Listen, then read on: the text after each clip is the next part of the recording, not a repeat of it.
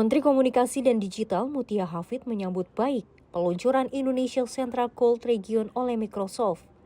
Komdigi optimis bahwa klaster data center pertama di Indonesia ini akan memperkuat infrastruktur digital nasional serta memberikan dampak ekonomi besar termasuk potensi investasi hingga 2,5 miliar US dollar atau sekitar 41 triliun rupiah.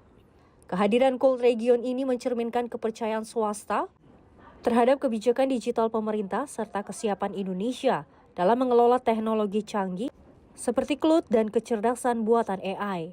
Mutia juga menekankan pentingnya pengembangan talenta digital melalui pelatihan yang ditargetkan menjangkau 1 juta orang.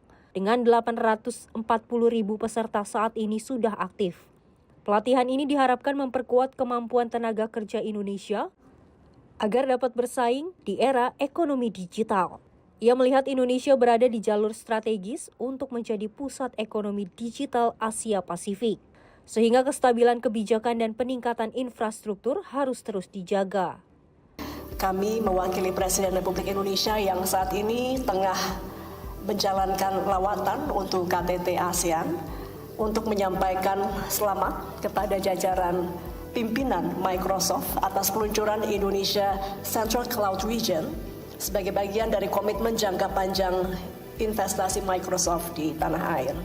Kami menyambut peluncuran ini sebagai bagian dari kontribusi terhadap penguatan infrastruktur digital nasional dan tentu kami berharap investasi ini dapat berdampak kepada ekonomi sebesar 2,5 miliar dolar Amerika atau sekitar 41 triliun dalam 4 tahun ke depan.